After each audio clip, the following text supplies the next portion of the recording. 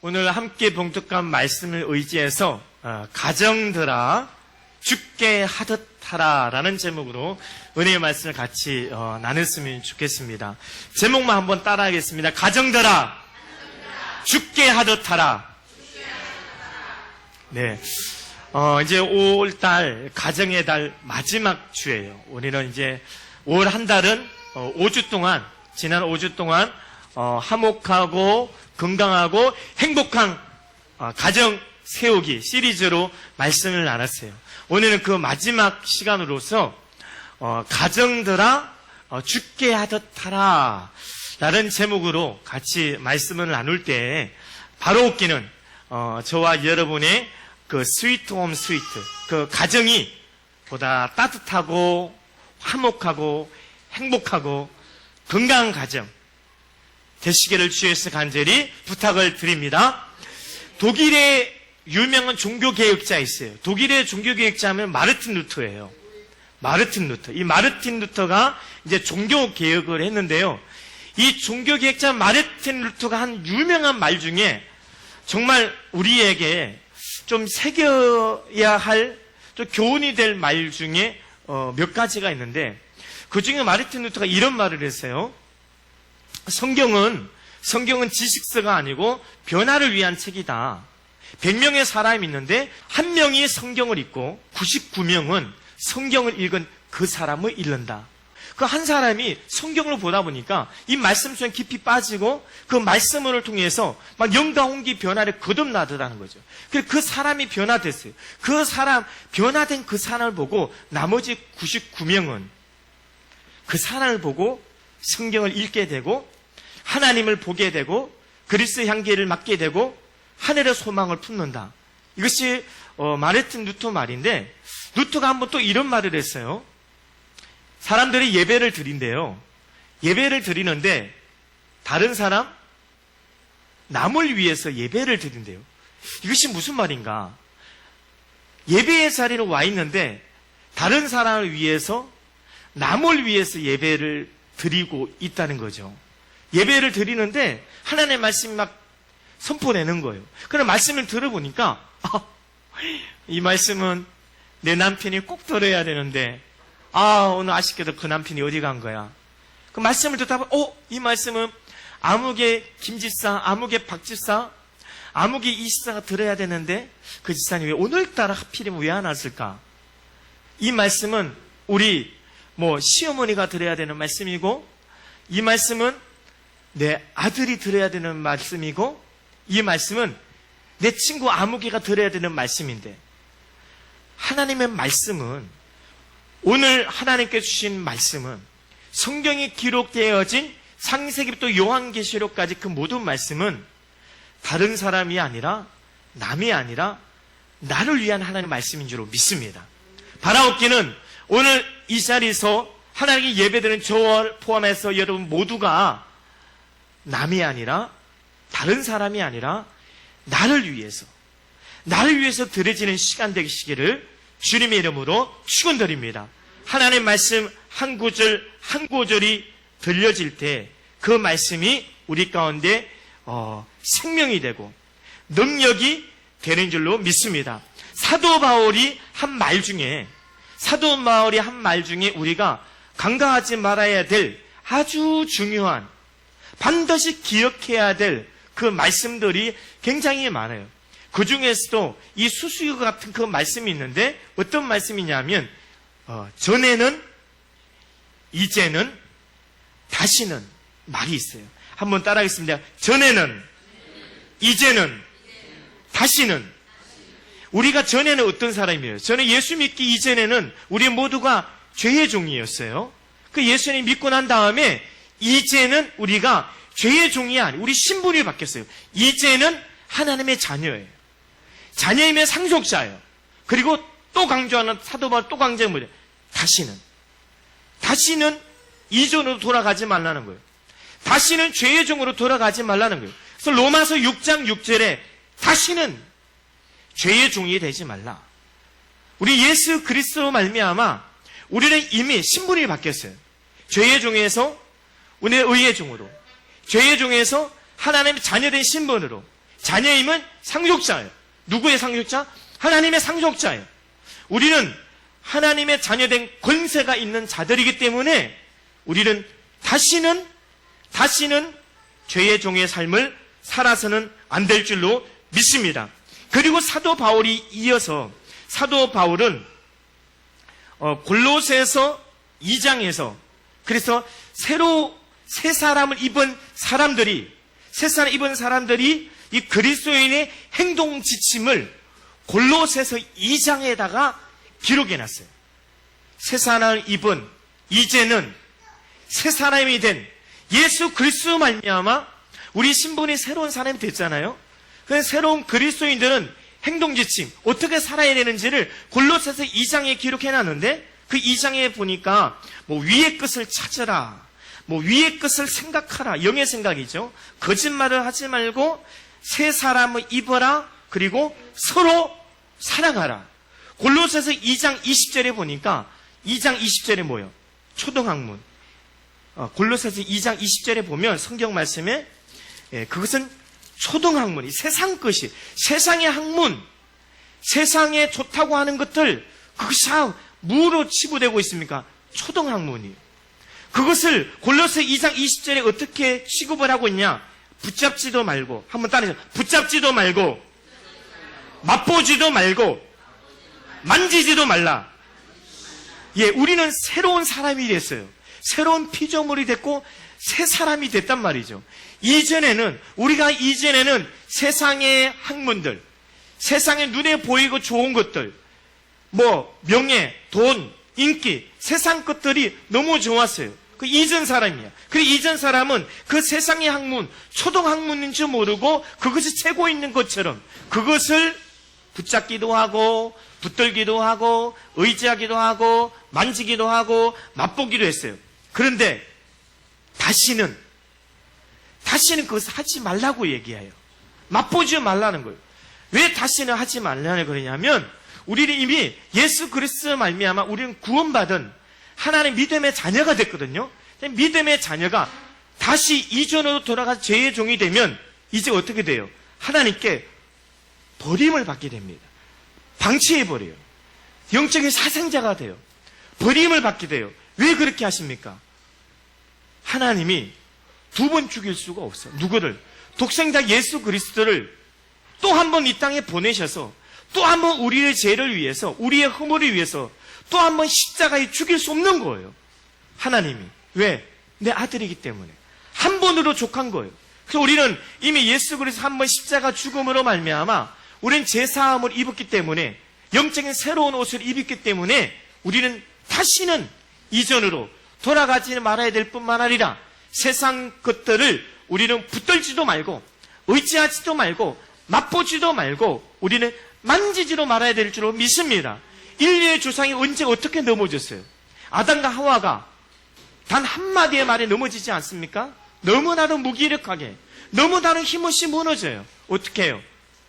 선악과를 따먹지 말라 그랬는데 하나님의 정령 너희들어 선악과를 따먹지 말라 하더냐. 그 말 한마디에 무너져 버린 거예요. 그럼 그 근처를 가지 말았어야지. 붙들지도 말고 맛보지도 말고 만지지도 말아야 되는데 근처로 가버린 거예요. 가까이 가는 거예요. 우리가 좀 전에 찬양했던 것처럼 우리는 하나님께 가까이 나가야 될 줄 믿습니다. 그래서 아담과 하와가 그 선악과로 가까이 가지 말아야 되는데 가까이 가다 보니까 먹은직하고 보암직하고 지혜롭게 탐스러운 것, 이것이 이전 것이에요. 그래서 어떻게 해요? 결국은 맛보게 되잖아. 어떻게? 만지게 되고 맛보게 되고 그래서 죽음이 온 거예요. 그래서 사망이 온 거예요. 그래서 그것을 우리에게 영원히 죽을 수밖에 없는 죄인들을 위해서 우리 하나님의 사랑이 뭐예요? 독생자 예수를 보내셨어. 그분이 십자가 대속의 은혜로 우리 죄와 허물을 사해 주셨어요.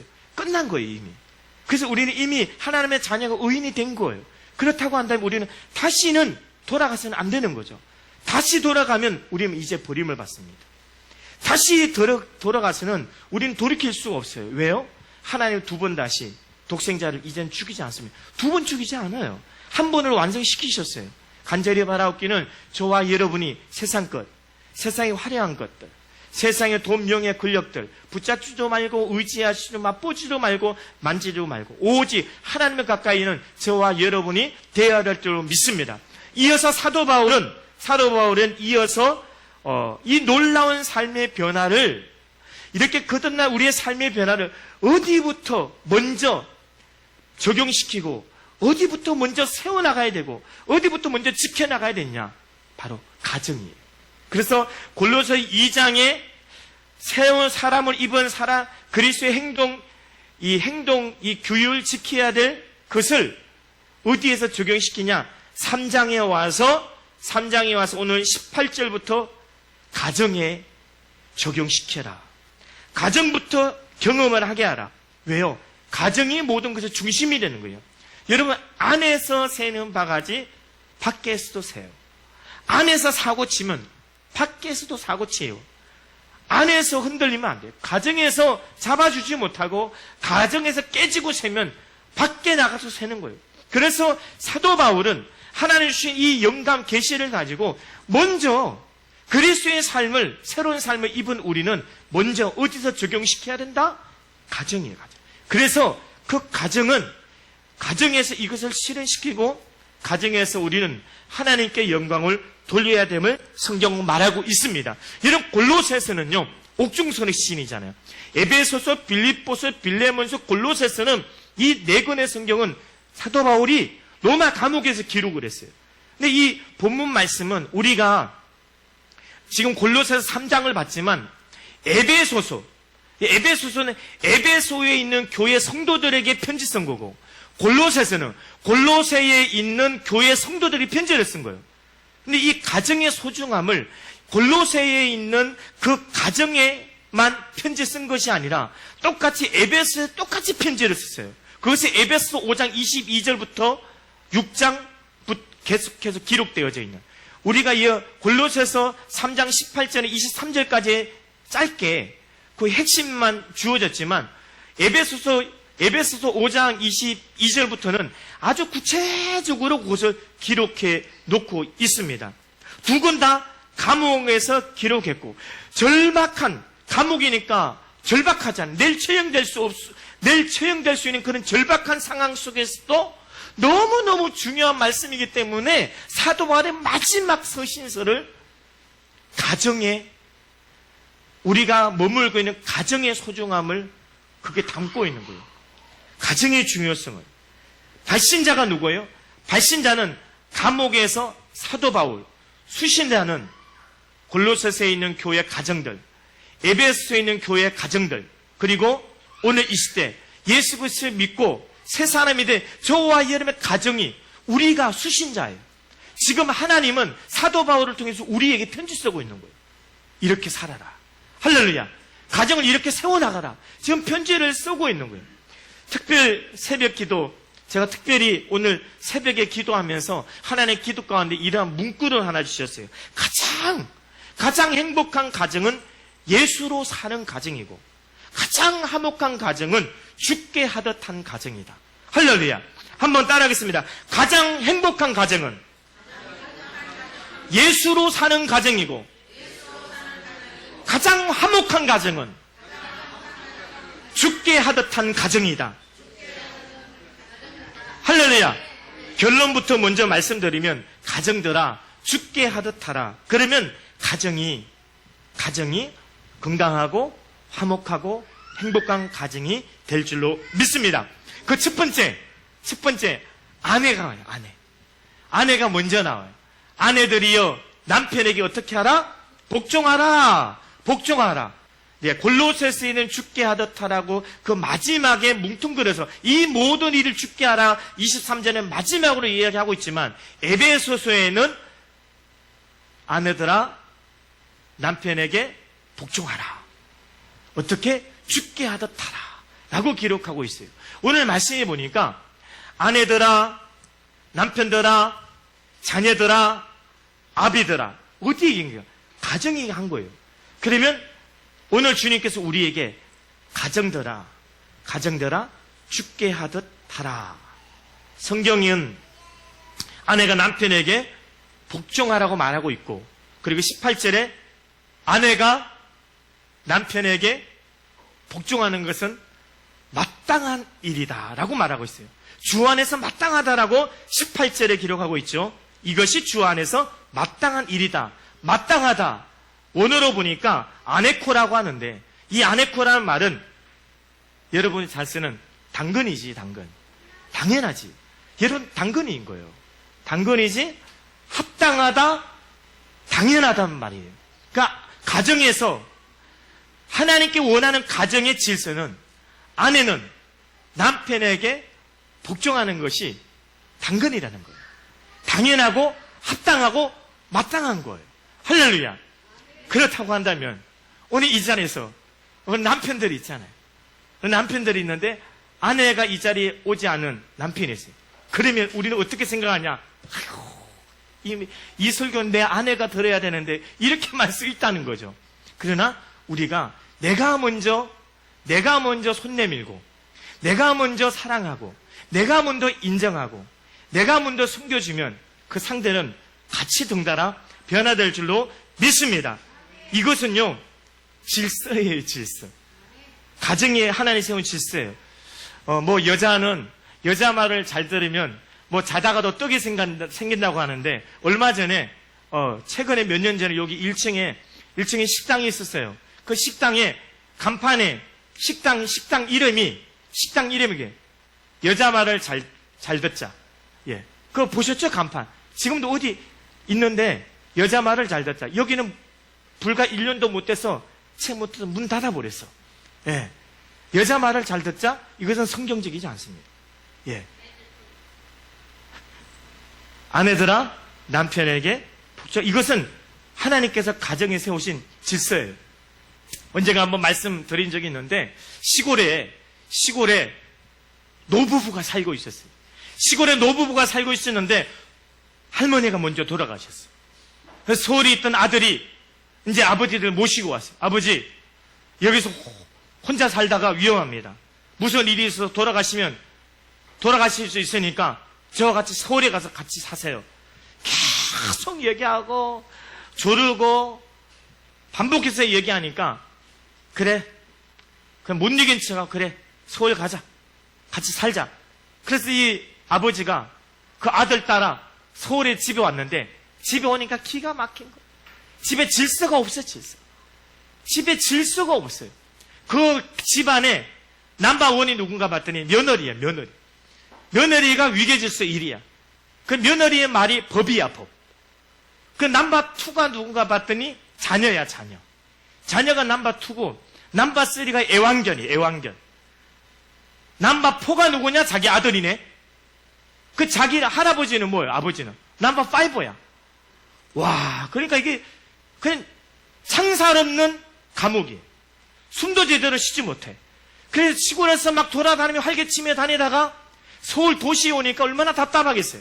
아는 사람이 있나, 친구가 있나. 그렇다고 집을 나가면 집을 찾아오지도 못해. 아파트 이름이 얼마나 긴지 그 긴 이름 오지도 못하고 동호수도 몰라. 그래, 집 안에만 있는 거예요. 그래서 이제 아들은 회사 출근하고, 그리고 애들은 학교 가고, 애완견은 꼬리 흔들면서 깽깽대고, 며느리가 이제 외출을 하려고 준비하는 거예요.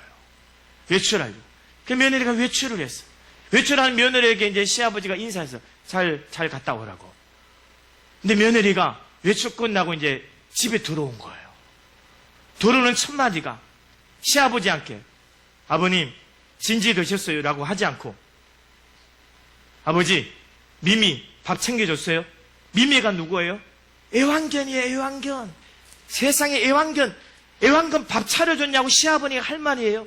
시아버지 진지 드셨냐고 한번 안부는 물어보지 않고, 그래서 미미의 애완견 밥 챙겨줬냐고. 그래, 그 아버지가 열이 받은 거예요. 안 되겠다, 이거. 여기서 사느니 시골로 내려가자. 편지를 썼어요, 편지. 사모야 잘 있거라. 5호는 간다. 그래서 사모가 누구예요? 아들이잖아, 아들. 5호가 누구예요? 아버지. 아버지가 그 가정의 위계질서 꼴찌야, 꼴찌. 사모야 잘 있거라. 나는 이곳에 더러워서 못 살겠다. 아니, 애완견보다 위계질서가 서열이 낮은 데가 여기서 뭔 좋은 낙을 본다고 여기 있겠느냐. 사모야 잘 이끌어 오는 간다. 여러분, 질서예요. 에베소서 말씀에는 왜 아내가 남편에게 복종하라 그러냐? 그 남편은 아내의 머리라는 거예요. 그 모든 일에 토 달지 말고 머리 되니까 아내의 머리가 남편. 이거는 하나님이 세우신 질서예요. 가정의 질서. 이것이 깨지잖아요. 아까 말씀드린 그런 위계 질서.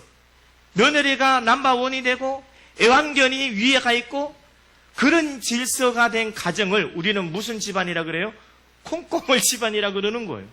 하나님이 세우신 질서는 그런 게 아니에요. 남편이 교회, 남편이 가정의 머리가 되고 아내의 머리 되는 거예요. 그래서 아내는 남편에 복종할 때 그 가정이 건강하게 세워집니다. 얘는 중풍병자 보이시죠? 중풍병자. 여기 주변에 중풍병자 있죠? 중풍병자 특징이 뭔지 아세요? 이 머리에서, 모든 것은 머리에서 지시를 해요. 물 마셔야 하니까 컵 들어. 이거 들어요. 그리고 어디 가. 그럼 걸어가는 거예요. 손, 발, 모든 것이 이 머리에서 지시를 해요. 근데 중풍병자가 되면 이것이 안 돼요. 왜? 몸과 머리와 손과 발이 따로 놀아. 여기서 지시를 하는데 여기 생각 지시를 해. 그럼 손이 안 움직여. 여기 지시를 하는데 발이 안 움직여. 왼발이 안 움직이고 또 어떤 게 오른발이 안 움직여. 그 질질 끌고 가. 급도 못 들어요. 뭐예요? 중풍병이에요. 가정에 중풍병 가정이 있어요. 우리의 영적인 상태가 중풍병의 가정이 있어요. 하나님의 위계 질서가 있어요. 질서가 있는데 여기서 지시하는 것 듣지 않고 자존심 상한다고 네 말을 듣느니 내가 성을 간다. 그렇게 해가지고 질서를 깨트리잖아요. 그러면 어떻게? 그 가정은 중풍병 가정이 되는 거예요. 그 영적 상태는 중풍병 영적 상태가 되는 거예요. 간절히 바라옵기는 저와 여러분의 가정은 하나님께서 세우신, 창조하면서 하나님 세우신 그 가정의 질서를 세워나갈 때 그 가정에 불협화음이 없고 그 가정이 건강하게 질서 있게 화목하게 건강하게 행복하게 그 가정이 세워지게 될 줄로 믿습니다. 둘째로 남편의 역할. 아내만 복종하면 되겠습니까? 남편의 역할도 있다는 거죠. 남편의 역할은 뭐예요? 아내를 어떻게 한다? 사랑하고. 이걸 사랑해야 돼요. 아내는요 남편의 사랑을 먹고 살아갑니다. 아내는요 남편의 사랑을 먹고, 그 가정에서 아내는 어떤 역할이냐? 아내는 사랑받아야 하는 존재예요.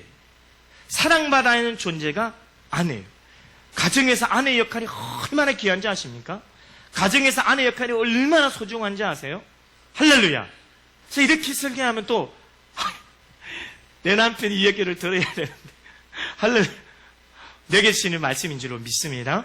네, 아내의 역할이 굉장히 중요해요. 유대인은요, 유대인 혈통 우리나라하고 조금 달라요. 아버지가 유대인이야. 아버지가 유대인, 엄마가 이방인이야. 그럼 자식은 뭐예요? 자식은 이방인이야. 근데 반대로 아버지는 이방인이야. 엄마가 유대인이야. 그런 자녀는 유대인이에요. 엄마 따라가.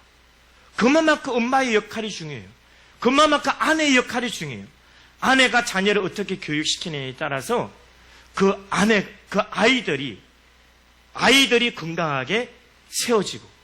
그럼 이 아내의 역할이 중요한데 남편이 아내를 사랑하지 않고 아내를 면박을 주고 아내를 핍박하게 하고 아내를 힘들게 하고 아내를 괴롭게 하면 그 아내가 자기 역할을, 그 소중하고 중요한 역할을 감당하지 못합니다. 결국 그 가정은 무너지게 돼, 병들게 돼 있고 불화가 끊이지 않습니다. 그래서 남편은 아내를 사랑해야 될 줄 믿습니다. 그리고 남편은 아내에 대해서 호칭을, 좀 애칭을 써야 돼. 우리나라는요 유교 사상이 있어서 유교의 영향을 많이 받다 보니까 이 남존여비 사상이 굉장히 강해요. 우리 가정들이 그래요. 그래서 남편이 아내를 호칭할 때 호칭이 샤샤 마누라래, 마누라. 영어권에서는요 마누라 이해를 못합니다. 그리고 영어권에서 외국 사람들이 이해할 수 없는 그 호칭이 있대요. 집사람이야, 집사람. 그래서 집사람이 뭐야? 여봐, 집사람이 뭘 갖다 집사람이라 그래? 그래서 우리 집이 집사람이 뭐예요? 뭐 어떤 사람은 또 집사람이라 안 듣고 부엌대기라 그래, 부엌대기. 아니, 부엌대기가 뭐 부엌 지키는 것이 아내의 역할입니까? 그 어떤 사람은 또 그래요. 옆편내라 그래, 옆편내. 아니, 왜 아내에게 무슨 집사람에게라고 그러고. 아니, 우리 목회자 모임에 가도 어떤 목사님이 꼭 차라리 사모라고 얘기하면 얼마나 은혜스럽습니까? 우리 사모는 하면 얼마나 은혜스러워요. 아니면 내 아내는 얼마나 은혜스러워요. 근데 그 목사님은 꼭 말할 때마다 우리 집사람은 집 지키는 사람이 집사람이에요? 권사님 집 지키는 사람이 집사람이에요? 집사람. 부엌대기는 뭐예요? 뭐 부엌만 지켜? 뭐 하루 종일 뭐 부엌에서 붙어가지고 뭐 음식하고 요리만 하고 설거지만 해? 그 부엌대기예요? 그러면 옆에 내는 뭐예요? 난 알 수가 없어요. 우리는 아내를 부를 때 호칭부터 바꿔야 돼요. 호칭부터. 애칭을 쓰시기 바랍니다. 사랑의 은혜를 써야 돼요. 할렐루야. 그래서 그 아내는 어떤 존재다? 사랑받는 존재라고 성경은 말하고 있습니다. 그것이 바로 에베소서 5장에 보니까 에베소서 5장 25절에 그리스도께서 교회를 사랑한 것처럼 우리 그리스도께서 교회를 위해서 어떻게 했어요? 죽으셨잖아. 교회를 위해서 희생하셨잖아. 이것이 사랑이에요. 여러분 남편은 아내를 어떻게 사랑하냐? 자기가 희생이야. 내가 희생하면서 아내를 사랑하는 거예요. 이것이 그리스도께서 교회를 위해 자기 자신을 주신 것 같이 그렇게 남편들은 아내를 사랑하라. 그 아내를 사랑하기 위해서 자기 희생이 뒤따라야 돼. 대가 지불이 있어요. 그 사랑. 그 두 번째는 뭐예요? 자기 자신을 사랑과 같이 아내를 사랑하라. 할렐루야. 그래서 우리는 그 남편들은 아내를 사랑해야 될 줄로 믿습니다. 세 번째, 자녀의 역할이죠. 자녀의 역할. 자녀의 역할이 뭐예요? 부모에게 순종하라. 부모에게 순종하라. 에베소 6장 2절에도 그것이 동일하게 기록되었어요. 그 왜 자녀는 부모에게 순종하느냐? 그것이 약속의 첫 번째 계명이에요. 약속의 첫 번째 계명. 약속의 첫 번째 계명이라는 의미가 뭐예요? 여기 10계명이 있죠. 10계명 중에 1계명부터 네 번째 4계명까지는 대신계명이에요. 하나님과 우리가 지켜야 될 계명이에요. 그것이 대신계명이에요. 그런데 이것이 우리가 지켜야 될 첫 번째 계명이 뭐예요? 5계명. 사람과 사람 사이에 지켜야 될 계명, 첫 번째 계명, 다섯 번째 계명이 뭐예요? 내 부모를 공경하라. 이것이 첫 번째 계명이에요. 첫 번째 하나님 모세를 통해서 이스라엘 백성들에게 저와 이름 주신 계명이 자녀들은 부모에게 순종하고 부모를 공경하는 것이 첫 번째 계명이기 때문에 자녀들은 부모를 공경하고 부모 말씀에 순종해야 되고 두 번째는 뭐예요? 두 번째는 그것이 자녀들이 잘되고 에베소 6장 2절에 내가 잘되고 땅에서 장수하리라. 땅에서 잘되고 장수하는 비결이 뭐예요? 자녀들이 땅에서 잘되고 흥하고 왕성하고 잘되고 장수하는 비결이 뭐냐? 부모를 공경하는 거예요. 이 공경하다는 것은 히브리어로 카베드라고 하는데 이 카베드의 뜻이 뭔지 아세요? 명예롭게 여기다. 명예롭게 여기다. 영광스럽게 여기다. 누구를? 자녀는 나를 낳아주고 나를 기르준 부모를 영광스럽게 여겨야 되고 명예롭게 여겨야 되고 그 부모에게 공경해야 되고 그 부모를 말씀에 순종해야 되고 높여주는 가정, 그 가정이 화목하고 건강하고 행복한 가정이 될 줄로 믿습니다. 마지막 네 번째, 넷째는 뭐죠? 아비들아. 아비가 뭐예요? 부모의 역할이에요.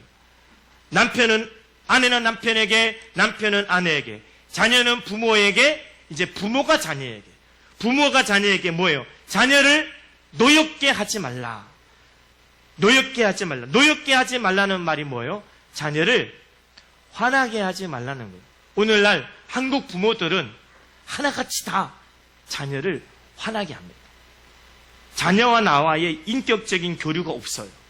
소통이 없어요. 그냥 강압적이에요. 명령적이에요. 여러분, 부모가 자녀에게 명령하면 그 자녀는 인격적인데, 인격체잖아요. 싫어합니다. 노여워해요. 히브리어, 헬라어 원어 보니까 노여한다는 뭐예요? 화난다.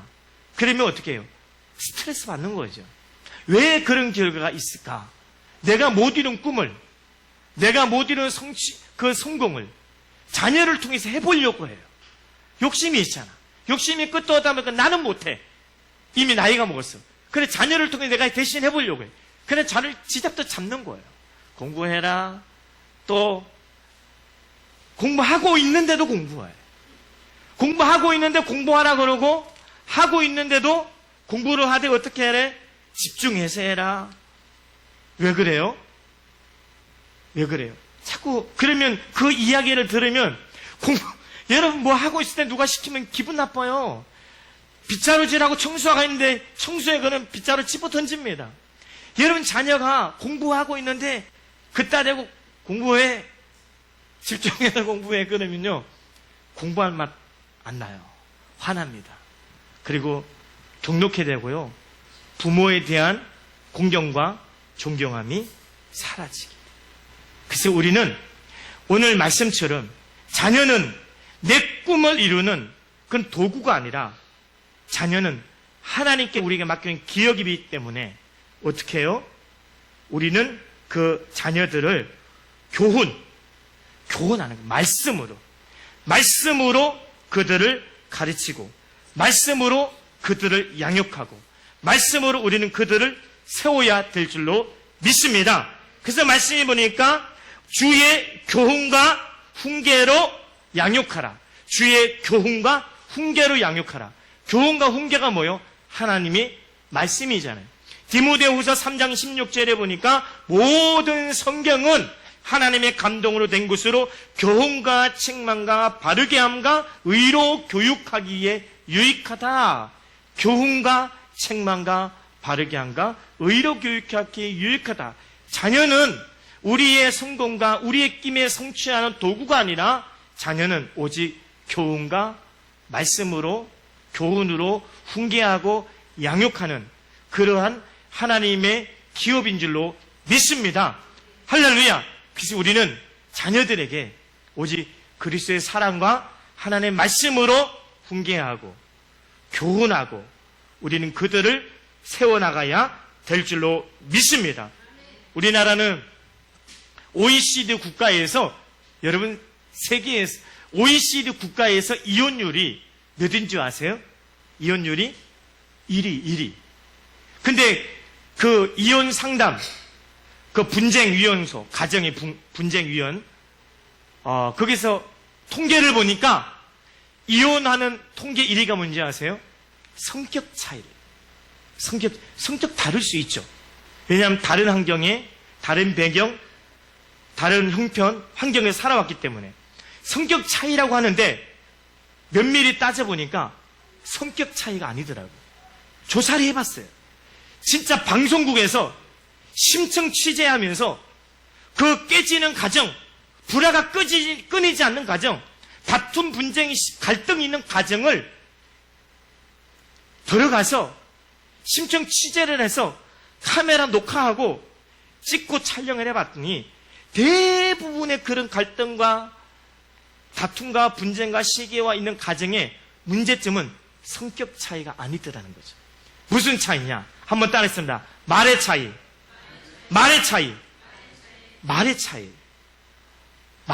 그래서 그것을 녹화한 것을 그대로 틀어가지고 두 부부가 있는 자리에서 그대로 틀어줬어요. 그랬더니 남편이 자기가 한 말을 보면서 깜짝 놀래. 과격한 말, 폭력적인 말, 거친 말, 싸나운 말, 공격적인 말. 오 마이 갓. 자기가 한 말을 방송국에 틀어주니까 아내가 옆에 앉아 있어요. 자기가 얘기하는, 고백을 하는 거예요. 저거 내가 들어도 화날 만하대. 내가 들어도 스트레스 받을 만하네. 그러면 아내가 한 말을 틀어줄까요? 아내가 한 말 들려줬어요. 더해. 남편보다 더해. 우리나라 말이 뭐가 있어요? 가는 말이 고와야 오는 말이 곧다. 여러분, 말이 좋은 말이 가야 돼요. 좋은 말이 가면 좋은 말이 와. 독선의 욕이 가면 욕이 오는 거예요. 남편이 과격한 말을, 거친 말을, 폭력적인 말을 하니까 아내들은 이에 뒤질세라 더 독한 말을 품어대는 거예요. 결국 부부가 깨지는 것은 성격 차이가 아니라 언어의 차이더라는 거죠. 사람마다 서로 다른 모국어가 있대요. 제가 언젠가 김창훈 교수의 그 강의를 듣다 보니까 참 딱이더라고. 사람마다 서로 다른, 우리 다 달라요. 서로 다른 자기 자신의 모국어가 있대, 모국어가. 모국어를 어디서 배운지 아세요? 여러분, 가정에서 배웁니다. 그 모국어는 다른 데서 배우는 게 아니라 여러분의 가정에서 배워요. 누구에 배워요? 엄마에게 배웁니다. 아빠에게 배워요. 할머니에게 배워요. 가정에서 그 모국어가 형성이 되어져요. 그 성장해서 사회생활하면서 친구들과 또는 직장에서 성도들 간에 대화를 소통을 하잖아요. 그 모국어만 들으면 그 사람의 가정 상태를 진단할 수가 있어요. 그 사람의 집안을 진단할 수가 있어요. 그 가정에서 늘 부모에게 과격한 말, 잔소리, 욕을 많이 듣고 자라잖아요. 여러분, 우리 한국 사람요, 부모들, 저 때도 저는 시골에서 컸잖아요. 와, 우리 부모님들요, 욕 과격하게 합니다. 자녀들이 뭐 혀가 쇠가 빠지고 막, 뭐, 빌어먹을 죽일 자식, 아무짝에도 쓸모없는 자식? 아니, 자기 자식을 보고, 너 아무짝에도 쓸모없는 자식아. 아니, 저주를 퍼부어요, 저주를. 그것이 모국어가 형성이 돼요. 그것이 알게 모르게 자꾸 듣잖아요. 그것이 자신만의 모국어가 형성이 돼. 싸나운 말, 거친 말. 여러분, 손주를 키울 때 잘 조심하세요. 여러분, 손주를 키울 때, 여러분, 자녀를 키울 때 축복의 말을 많이 해주세요. 여러분이 한번 노트에 기록을 해보세요. 내가 싸나운 말 할 때랑 부드러운 말 할 때 한번 해보세요, 진짜. 내 감정대로, 내 혈기대로, 내 화나는 대로, 내가 분내는 대로 애들한테 쏟아붓잖아요. 그럼 애들은 마음을 닫아버립니다. 거친 말은 닫아버리고 큰 상처를 받아요. 그리고 내 안에 자기만의 모국어를 형성해요. 그 모국어는 할머니가 한 말, 할아버지가 한 말, 내 아빠가 한 말, 엄마가 한 말을 그대로 형성해서 그가 살아가면서 그 모국어를 그대로 써요. 사회에 나가서 그대로 쓰고 있고 그 자녀가 가정을 세우고 나서 그 가정에서 또 그 모국어를 씁니다. 그래서 우리는 말을 잘해야 돼요. 여러 가정에 깨지고 가정에 상처가 되고 또 성도 간의 시험이 되는 것은 다른 것 아니에요. 뭐 기도 적게 했다? 예배를 못 드렸다? 뭐 하나님 앞에 뭐 충성을 못했다? 여러분, 그래서 서로가 시험됩니까? 아니에요. 그런 것을 시험될 사람 한 사람도 없어요. 그 사람의 말 때문에 시험됩니다. 거친 말, 과격적인 말, 우리 에티켓 말하죠. 우리 신앙생활에도 이런 가정에서 에티켓을 지켜야 돼요. 에티켓은 남을 배려해야 할 줄 알아요. 예의와 범절, 도덕, 지킬 것은 서로 지켜야 돼요. 어디서부터? 가정에서. 이런 가정에서부터 에티켓을 지켜줘야 돼요. 어린아이라고 2살, 3살, 4살, 5살 어린아이라고 무시하지 마세요. 인격체예요. 에티켓을 지켜줘야 돼요. 에티켓을 지켜주고 또 교회에서 서로가 에티켓을 지켜주고 직장에서 친구들과 대인간 간에 그 에티켓을 지켜줘 보세요. 그러면 그것이 또 내게 와요. 고운 말을 하면 고운 말이 오고 좋은 말을 하면 좋은 말이 오고 할렐루야. 이것은 여러분이 마지막 오늘 그 행복하고 건강한 그리고 화목한 가정 세우기 시리즈 마지막 날은 우리 언어가 할렐루야. 우리가 지켜야 될 거 지켜야 되지 않겠습니까? 여러분 가정에서 더욱더 축복의 말, 은혜의 말, 긍정적인 말, 사랑의 말을 하세요. 사랑의 말. 그 상대가 그러는 것은 이런 부부싸움에 승리가 있어요? 승자가 있습니까? 부부싸움엔 승자가 없어요. 부부싸움엔 모든 싸움 중에 승자가 없는 싸움이 부부싸움이에요. 근데 어리석죠? 미련하죠? 알면서도 왜 이렇게 혈기를 부리는지 그 자존심, 알랑한 자존심 그것을 버려버렸어요. 내가 희생해야 돼. 그것이 사랑이에요. 그래서 남편은 아내를, 아내는 남편을 세워주고 사랑하고 축복해주고 당신 최고야. 당신 최고야. 우리 옆에 있는 분 한번 축복해. 당신이 최고야. 할렐루야. 여러분 최고입니다. 여러분 남편은요 아내의 자신을 인정해주는 말에 기가 살아요. 남자들은요, 저도 남자지만 남자는 굉장히 단순해요. 단순합니다. 단순세포예요. 여자처럼 복잡하지가 않아. 그럼 남자는 그냥 인정해주면 돼. 어우, 잘했어. 엉덩이 한번 두들겨주고, 어깨 한번 두들겨주면서 당신 최고야. 당신 얼마나 자랑스러운지 몰라. 아빠, 우리 아빠 최고. 우리 아빠 최고야. 그런 남편은요, 힘이 나요, 힘이. 금방 바깥에서 하루 종일 일하다 들어와도 아빠 최고. 아빠 최고로 멋지고 아빠 너무너무 자랑스러워. 그러면요 남편이 기가 삽니다. 아빠 기가 살아요. 그 아내 어쩜 그렇게 예뻐? 뭐 어제와 다르네. 옷이 너무 잘 어울리고 너무너무 예뻐. 사랑하고 할렐루야.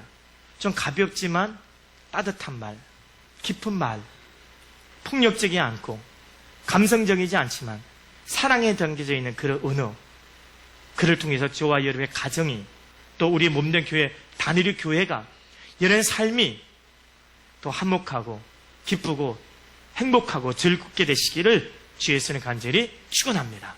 기도하겠습니다.